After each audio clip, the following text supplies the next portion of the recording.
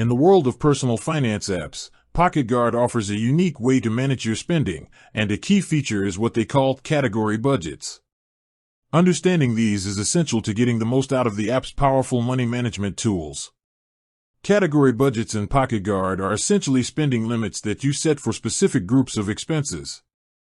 The app automatically organizes your transactions into categories like groceries, dining out, entertainment, and transportation. Instead of just tracking where your money went after the fact, a category budget lets you proactively decide how much you want to spend in that area for the month. PocketGuard makes tracking simple.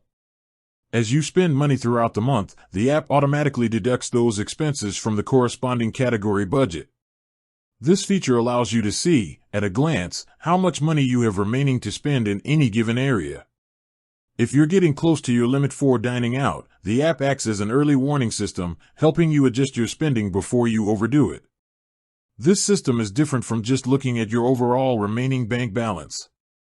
By breaking down your available funds into targeted spending buckets, category budgets ensure that your money is allocated correctly for all your needs, from fixed expenses like rent to flexible spending like shopping. They are a core component of PocketGuard's focus on helping users guard their money and identify their true in-your-pocket funds.